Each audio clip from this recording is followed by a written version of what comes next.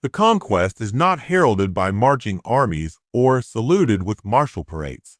It is measured in quarterly semiconductor yield reports, in kilometers of laid fiber optic cable, and in the global adoption statistics of mobile payment protocols. This is the tech takeover, the long-game strategy of technological absorption and strategic deployment, executed while its primary geopolitical rival remained engrossed in cultural introspection and political circular fires. China did not steal the future on a cloak and dagger heist. It patiently built a new one, piece by piece, in full view, according to a blueprint of civilizational modernity that values data over dogma, infrastructure over ideology, and societal stability over individual sovereignty. The West, arguing about the sins and symbols of its past, failed to notice that the definition of power itself had changed. The new empire is not of territory, but of technospheres, of integrated digital physical systems that manage populations and resources with a silent, algorithmic efficiency that makes democratic debate seem like a noisy. The takeover was not a theft, but a default victory, claimed by the side that kept building while the other debated the foundations. Phase 1 was the Great Absorption, a deliberate and systemic campaign of intellectual osmosis. In the decades following its opening, China welcomed Western technology companies not as competitors, but as tutors. Joint venture requirements and market access were the tuition fees. Through reverse engineering, forced technology transfers, and the relentless study of foreign R&D, China internalized entire industries. It did not merely learn to make smartphones. It learned to design the chips inside them, to manufacture the advanced lithography machines that etch those chips, and to develop the software ecosystems that run on them. This was not petty intellectual property theft, but a national project of cognitive download, treating the world's technological corpus as open source code to be forked and improved. While Western boardrooms focused on next quarter earnings and stock buybacks, Chinese state-backed enterprises and private champions, guided by 5-year plans, invested in the foundational layers of the 21st century. Rare earth mineral processing. The West saw cheap goods and manufacturing dominance. Amidst the deliberate, patient construction of a complete, vertically integrated tech stack, from the mines to the clouds, all under sovereign control. Phase 2 was the construction of the digital panopticon, a domestic laboratory for the future of governance. Technologies viewed with suspicion in the West, facial recognition, social credit systems, big data analytics, were deployed at scale within China, not as dystopian experiments, but as practical solutions to problems of social management. The goal was not merely surveillance, but the creation of a seamlessly integrated socio-technical system. A citizen's financial trustworthiness, legal compliance, and social behavior could be scored, influencing their access to loans, travel, and elite education. The system was sold and often experienced as convenience, a single app for all civic and commercial life. Lightning-fast trains, cashless everywhere, and unprecedented urban safety. The messy, contentious freedoms of the West, privacy, anonymity, the right to dissent, were framed as inefficiencies, vulnerabilities that bred crime, disorder, and social fragmentation. China built a working prototype of a streamlined society, where data flows enabled both targeted consumerism and targeted social control, proving that a population could be both digitally empowered and meticulously guided. This domestic proving ground became the ultimate beta test, refining the tools that would later be packaged for export. Phase 3 was the Belt and Road Initiative as a Trojan horse, exporting not just rails and ports, but technological ecosystems. Traditional infrastructure projects created dependency and goodwill, but the true coup was wiring these new corridors with Chinese tech standards. From African fiber optic networks to Southeast Asian smart city grids, the hardware was Huawei, the surveillance cameras were Hikvision, the back-end software was Alibaba Cloud. Nations signed up for efficiency and left behind the legacy systems of the West.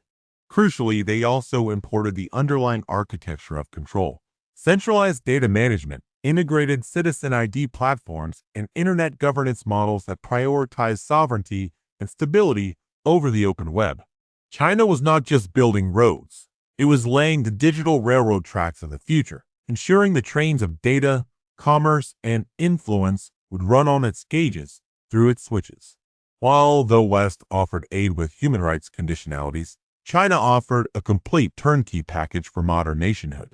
The hardware, the software, and the governance philosophy bundled together with no moral prerequisites. Phase 4 was through platforms like TikTok and through massive state-directed investments in gaming, animation, and streaming media, China began to export culture and narrative at scale.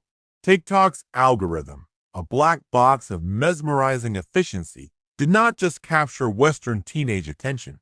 It rewired it, proving that a Beijing-owned company could dictate global trends, music, and humor with more potency than any Hollywood studio.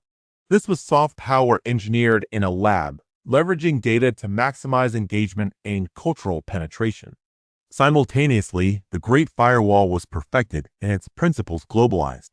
The concept of cyber sovereignty was aggressively promoted in international forums, providing an ideological shield for authoritarian regimes worldwide to justify their own internet controls.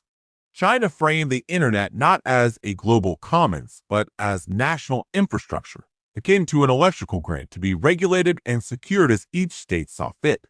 This directly countered the Western ideal of a singular, open internet, successfully fracturing the digital world into spheres of influence and making China the champion for every government that feared the disruptive power.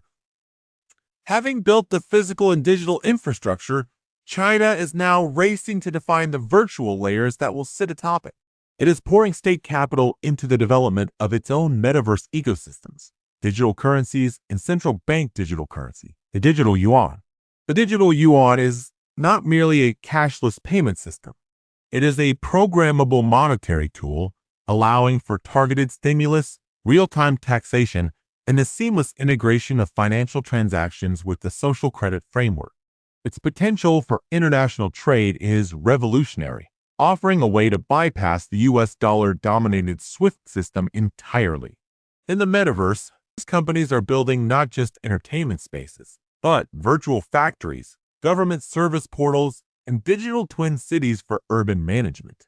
The goal is to establish the protocols and standards for this next layer of reality before the West has settled its debates about data privacy and cryptocurrency regulation. China is building the App Store for the future of human existence, intending to collect a toll on every virtual transaction and govern the terms of every digital interaction. Phase 6 is the normalization of the techno-states model as the global default for as crises, pandemics, and supply chain shocks intensify.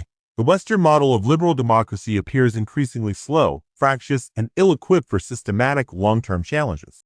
The Chinese model, by contrast, presents clean, efficient, and decisive. It can mobilize vast resources for green technology, enforce a rapid transition to electric vehicles, and lock down cities with robotic precision to halt a virus. Its narrative is potent. In an age of existential threats, the luxury of political dissent and short-term electoral cycles is a fatal handicap. The techno-state, with its long-term planning, its ability to direct capital against strategic goals, and its integrated data systems for managing complex societies, is framed as the adult in the room.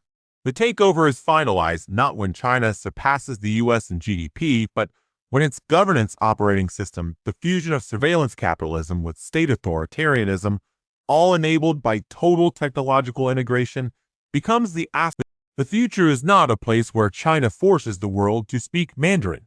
It is a place where the world, facing cascading emergencies, voluntarily adopts China's digital tools, its data governance models, and its philosophical trade-off of freedom for stability and efficiency. The West, having spent its vitality arguing about the past, awakens to find the future already built, occupied, and running on a completely different operating system, one where the individual is a data point to be optimized and the collective